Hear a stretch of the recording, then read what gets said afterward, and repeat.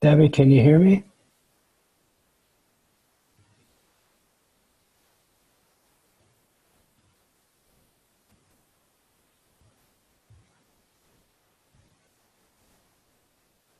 Can you hear me? I can hear you. Can you hear me? I can. Good. Got this. Wow, that's terrible lighting. Yeah, you're. It's probably because your blinds are open. Yeah, well, I tried to close them. Let me see if I can move this around a little bit.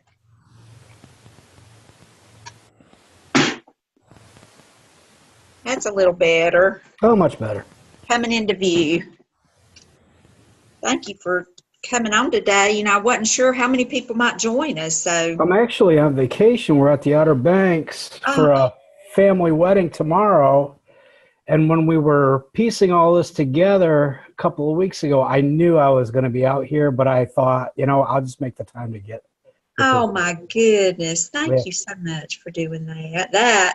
You win the prize for being the most. Okay, good. And I was the first one to log in, and I'm waiting, and it's noon, and I'm thinking, boy, do I have the right address? I didn't know if I had the right link, and I was glad to see that they logged on. Yeah, I had a meeting that ran long, and I just, you know how that goes. So Yep. I didn't hear back from anyone except Deb said that Deb, uh, one of I think it was the blonde lady. I mean, I'm so terrible with names anymore, but um, the executive director of Yep. NC, Right, right. she The one that couldn't sat join. on my left at the table. Yes. Yep. She said she wouldn't be able to join us today, but that she does want to participate. So, Okay, good, good. Okay. um, I can update her. I've got her contact information, so whatever we put together today, I can. Are we going to have minutes or anything to pass along to the people that don't? I will. I'll try to summarize what we've talked about. Okay. Um, well, I mean, I'm just going to go ahead and start talking with you, and while we're waiting for people to join, because really Sure. it's been my experience so far that we don't get a lot of participation, and that's unfortunate, but I do understand it. So, kind of, do you mind to update me on what you've learned or discovered since we were together last? Well, one of the few updates I was going to bring. I'm sorry. I apologize. It's okay. Uh, Before the end of the summit, I was able to speak with both Andrew Long Hmm. and with what's Tom's helper's name? Muriel. And Muriel said, "Oh, you're on the directory committee." She said, "That's my baby." She said, I've just been, I've had a fond place in my heart for the directory." And she says, "I've worked on it a ton."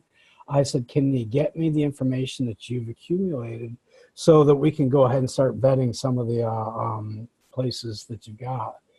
And I talked to Andrew in the same regard, and I haven't gotten any information from either one of them yet. Okay. And I get that. We leave the summit, we all go back to our regular jobs and lives and vacations, and I get that. My plan to move forward was I was going to cover the eastern part of the state. They were going to get me the information that they had, and I was going to go ahead and start reviewing some of that and maybe doing drive-bys or even site reviews as I'm in that area. But so far, all we've done is talk about it. Okay. So, well, what I've been doing, and I've kind of let y'all in on a little bit of that. While we were there at the table that day, I did reach out to 211 just to say, what's your vetting policy? And um, that just kind of generated a conversation that I've been following up on since then. And they sent me their inclusion exclusion policy. Yeah, I read through that. That's great. That's Yeah, great. it's a good place to start. Yep. I know it doesn't apply to all the different entities that we would be looking at, but I got that. And then I also have from the Facing Addiction in America, what they require organizations on their website to do. It's very similar to what 211 does.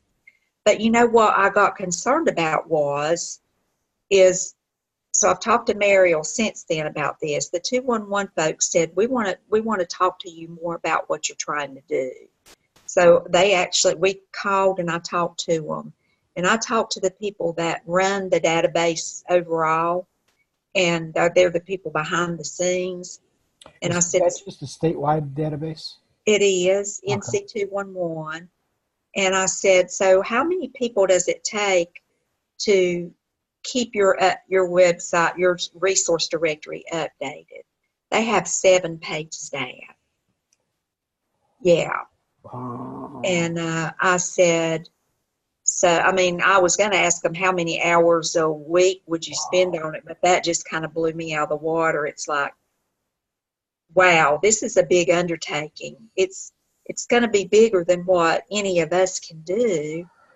Sitting So around a table once a year. Yeah, no, I get it. Oh, holy cow. So I asked Mariel to give me a call, and she did. And I asked her some questions like that. I said, first of all, I'm in. I want to help any way I can. But I don't want to see us. And the other thing that I learned from 211 is they've gotten this grant, and they're working on the exact same thing that we are, expanding, NC211 to be much more user-friendly, much more interactive. It's called that NC Cares 360. And she said by the end of 2020, it'll have every county in the community. Everybody will have access to it. And I said, well, she said, you'll be able to refer from, interagencies to other agencies through that site. And so I thought, man, why are we doing what we're doing? Right. So I called Mariel and I told her this, and she still feels like this is a different thing. And I said, well, so my question is, when this student gets finished with his work, who's going to own it, and who's going to keep it updated? And she said, well, in the university will own it, and they're committed to keeping it going. And I said, but they're using students to do it. I just really don't. I don't know how they're going to be able to maintain it. So, and so I said, so NC211 said that when they send out, if people want to join their website, they have to go through an application process, and they have to meet all that criteria, which I think we could probably manage that. Locally we could, it could be assigned that if people in the eastern part of the state, as long as you're there, maybe you could look at the applications and vet them. Right. But you're talking about a huge region. And Western North Carolina, that's what I took. That's a huge region too. Yep. But let's say we approve them and they get on the website, and then there's a complaint somewhere that comes in about, oh, that organization is really not ethical. So I asked 211, how do you deal with that? And they said, what we do is we send the complaint to the local United Way, because United Way is kind of the backbone of 211, and they check it out and explore it and come back and say everything's legit, or no, that organization really does need to be removed from the database. So United Way they make the decision as to how they're going to investigate that, and then they make the decision as to how they're going to move forward. Right. And so Mariel's thought is that in our situation, we would do that, and I said, so you're saying that if I get a complaint sent to me from somewhere in Hickory about an organization, that I go sit down with them and investigate that? And she said, no, I think that what that would look like would be you would call some of the other people that are members of this team, and you could talk that through together, like, so-and-so, we got a complaint about this. Do you know anything about whether that could be true or not? And together we could decide, it's probably something that needs to be checked out. And I said, Mariel, the problem is we don't have any clout. No, we're a bunch of volunteers that, yeah, right. We don't have any clout. I mean, Yeah. what authority do we have one way or the other? So she didn't see that as a problem. And so that's all I know to say is I'm kind of back to square one. I feel like that material that we got from 211 is a good way to vet at least things like treatment providers. I did get that book, that Al, the Oh, doctor so that did I. I did too. did you, Yeah. and looked at the APGAR Yeah. thing, and that Yeah. seemed Model. good too. hmm Yeah. Yeah. So I think both of us have followed through in that regard. The 211, is that a complete, is that functional?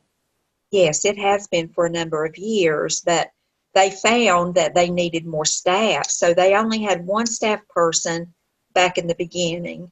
Then up until this year, I'd say for the past 5 years, they've had three staff. But she said now we have seven, and it is just now becoming practical for us to do what you're talking about doing. So we can't partner with them. We can't Yeah, use we the could. material. Yeah, we could do exactly the same thing as get our stuff on their site. Now, what she did say was up until this point, they had so like they didn't really have a process for putting support groups, and if you were a treatment provider that was a business, in other words, if you weren't a nonprofit, they didn't really have a way to deal with that. But with this new initiative, they're going to do that. And she said, we would love to meet with your guys and find out what it is that you need and make sure that we've included all that in what we're doing with the NC211. So, I mean, they're eager to do what we're trying to do, and we're trying to do it as volunteers, and they've got the grant to And do they've it. got a grant. They've got the resources. And Yeah. we struggle to pull together a meeting. Literally, what was the summit 3 4 weeks ago, and to get the enthusiasm, to get the participation, even after 3 or 4 weeks, while the memory is still fresh. And here it is, just you and me. Yeah. Uh, okay, so moving forward, what's our short-term goal? Well, I think our short-term goal could be to, because this woman at 211 said, if you've gathered the data, when you could even just, we could import that into 211. So I think we can go ahead and start um, trying to vet the organizations that we've been told about, but we've got to have the vetting. We got to agree on what that looks like. Yeah, And so I don't really know that that can be just you and me making that decision. yeah, right. No, I agree. I agree. All right. So first of all, we've got to have an outline for a standard vetting process. The material that we've got included on the inclusion exclusion from the 211. That's a good starting point, correct? Did you Yeah, think? I think so.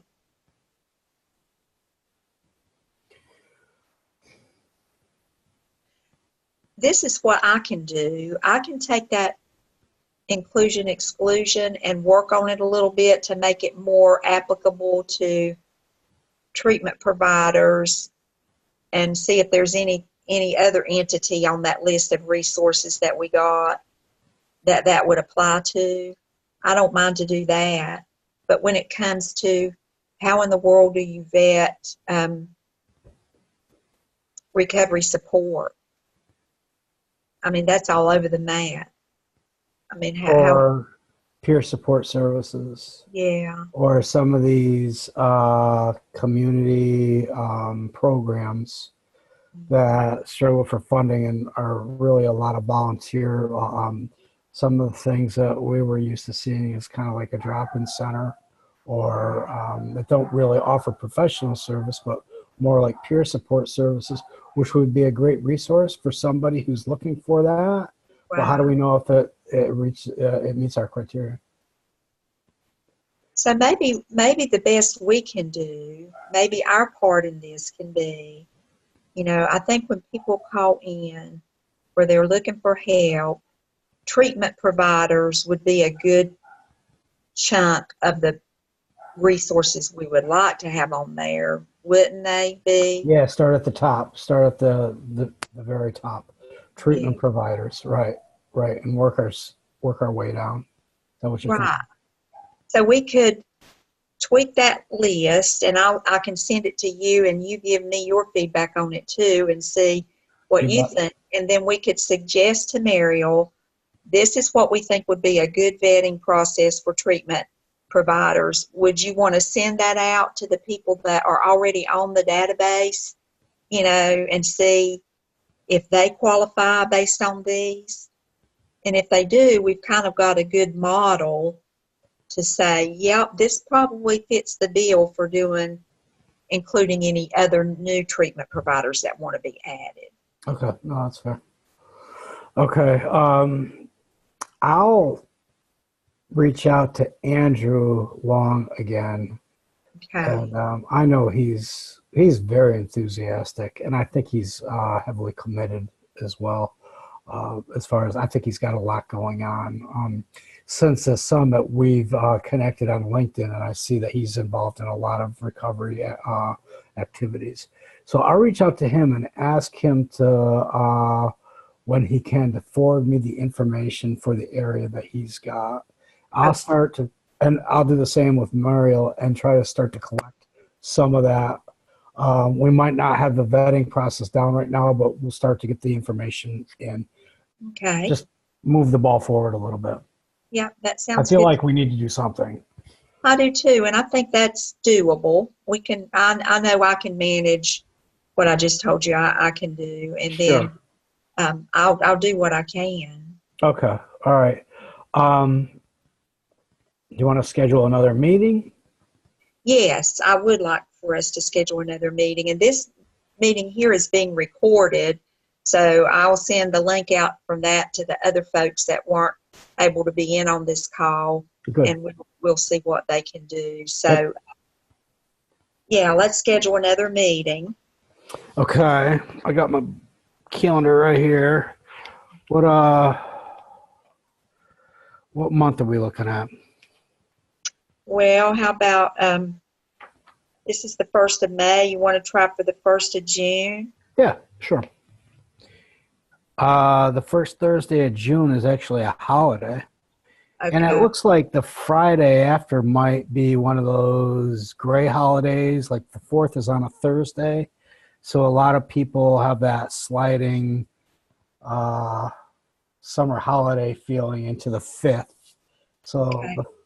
Are we talking June or July? Oh, I'm sorry. I'm looking at July. Jeez. That's all right.